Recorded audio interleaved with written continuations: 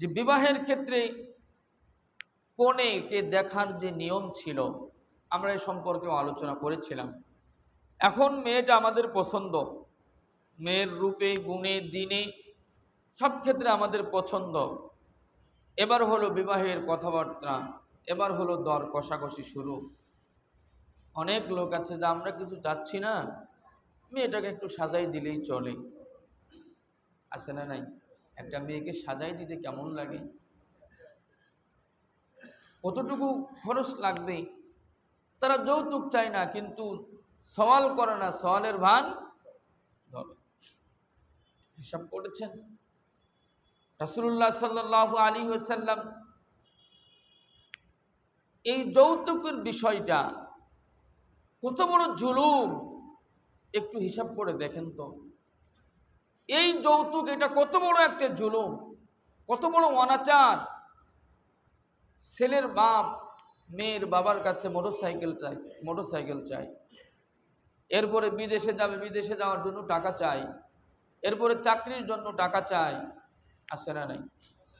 আচ্ছা, এই মানুষগুলি তো লজ্জা থাকা দরকার।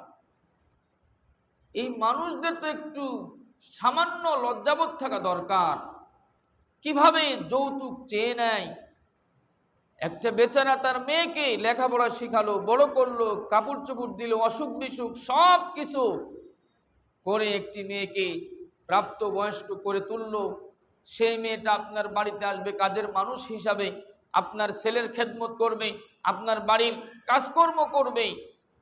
এই মেয়েটাকে আপনি আনতেছেন, এরপরে আপনি যৌতুক দাবি করেন। এটা কত বড় জঘন্য কাজ, কত বড় নির্লজ্জ কাজ। যাদের ন্যূনতম লজ্জাবোধ শরমবোধ আছে, তারা কি কখনো যৌতুক চাইতে পারে? তারা যৌতুক চাইতে পারে না। অতএব এই যৌতুকের প্রথা আমাদেরকে বিলুপ্ত করতে হবে। এরপরে দর কষাকষির সময় আরেকটা দর কষাকষি চলে, সেটি হলো যাত্রী কতজন আসবে। আছে না নাই? যাত্রী কতজন আসবে। মেয়ের বাবা চাই কমাইতে, ছেলের বাবা চাই বাড়াইতে। বাড়াইতে বাড়াইতে গেছে 50-এ। এক পর্যায়ে মেয়ের বাবা রাজি হলো যে ঠিক আছে, 50 জনের জায়গায় 70 জন চলে আসছে। এমনও হয় কি হয় না? ডবলও আসে, 50 জনের কথা বলে 100 জনও আসে। এই যে আরেকটা জুলুম মেয়ের বাবার উপরে, আরেকটা অবিচার মেয়ের বাবার উপরে। এইগুলি ছিল জাহেলিয়াতের যুগে, যেটিকে আমরা অন্ধকার যুগ বলি। অথচ দিন দিন যেন আমরাই সে অন্ধকারের ভিতরে নিমজ্জিত হয়ে যাচ্ছি। একটা মেয়েকে কষ্ট করে লালন পালন করলো, তাকে যৌতুক দিতে হবে বিবাহের জন্য। এরপরে 50 জন 100 জন মানুষ খাওয়াতে হবে। এরপরে 1 বছর পরে মেয়ের পেটে একটা বাচ্চা আসলো, এবার বাবার বাড়ি পাঠাই দিয়েছে, সিজার করা লাগে, যা করা লাগে তোমরা বুঝো। ঠিক না? কত বড় নির্লজ্জ হয়ে গিয়েছি আমরা। ইসলাম কোথায় আর আমরা কোথায়? নবীর ধর্ম কোথায় আর আমরা কোথায়? আমরা শুধু আছি মুসলমান বলে দাবি করি, আমরা গরুর গোশত খাওয়া মুসলমান, মুসলমান বলে আমরা বুক ফাটাই, আমরা মুখের বলি আমরা মুসলমান। অথচ কার্যক্ষেত্রে আমি যে মুসলমান তার ন্যূনতম পরিচয় অনেক সময় পাওয়া।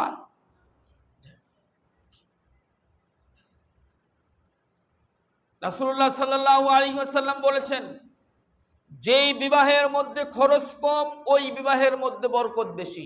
সুবহানাল্লাহ। যেই বিবাহের মধ্যে খরচ কম ওই বিবাহের মধ্যে বরকত বেশি। যেই বিবাহের মধ্যে খরচ বেশি ওই বিবাহের মধ্যে বরকত কম। অথচ আমরা বিবাহটাকে অনেক ব্যয়বহুল করে তুলেছি। এই যে বরযাত্রী যে বিষয়টি, রাসূলুল্লাহ সাল্লাল্লাহু আলাইহি ওয়াসাল্লাম সম্পূর্ণভাবে নিষেধ করেছেন। এগুলি যদি খরচ করতে হয়, যদি গ্রামের লোকজনদেরকে খাওয়াতে হয়, আত্মীয় স্বজনকে যদি খাওয়াতে হয়, নিজের বাড়ি খাওয়াও, অলিমা করো। রাসূল সাল্লাল্লাহু আলাইহি ওয়াসাল্লাম বলেছেন, আউলিম ওয়ালাউ বিশাতিন, তুমি অলিমা করো, যদিও একটি ছাগল দিয়ে পারো। তোমার অনেক সম্পদ নাই, গরু কিনতে পারতেছো না, মহিষ কিনতে পারতেছো না, উট দুম্বা কিনতে পারতেছো না, ছাগল একটা কিনতে পারতেছো ৫-৭-১০ হাজার টাকা দিয়ে, তো ছাগল কিনে তুমি অলিমা করো, আল্লাহ তাআলা তোমাদের দাম্পত্য জীবনের মধ্যে সুখ দান করবে না। আমরা অলিমাটা দিয়ে আসছি শ্বশুর বাড়ি, এরকম করছি না? অলিমার দায়িত্ব তাদেরকে দিয়েছি, খরচের ভিতরে আমি নাই, কারণ আমি ছেলের বাপ, আমি নাট সাহেব, আমি জমিদার হয়ে পড়ছি, আমি ছেলের বাপ। আল্লাহ হেফাজত করেন, আমিন বলবেন না? আর কিছু জোরে বলেন না? কি উপস্থিতি! এই যে বরযাত্রীর যে প্রথাটা, আমরা যদি একে একে যদি এগুলি যদি এই কুসংস্কার থেকে, জুলুম থেকে যদি সরে না আসি, কে আসবে আর কখন আসবে? আমরা একজন দুইজনও যদি সিদ্ধান্ত নিই যে আমি ছেলের বাপ, আমি সিদ্ধান্ত নিলাম আমার ছেলের বিবাহে ৫ থেকে ৭ জন লোক যাবে, এর উপরে একটা লোকও আমি নিব না। যদি একজন বাপ সিদ্ধান্ত নেয়, ২ জন সিদ্ধান্ত নেয়, আস্তে আস্তেই তো সমাজটা পরিবর্তন হয়ে যাবে। এই যে ১০০ জন লোক খাওয়ায় আনবেন, সম্পূর্ণ হারাম, সম্পূর্ণ জুলুম করে খাওয়ায় আনবেন আপনি। কারণ কোন মেয়ের বাপই সন্তুষ্ট চিত্তে বলবে না যে ঠিক আছে ৫০০ লোক নিয়ে আসেন, ১০০ লোক নিয়ে আসেন।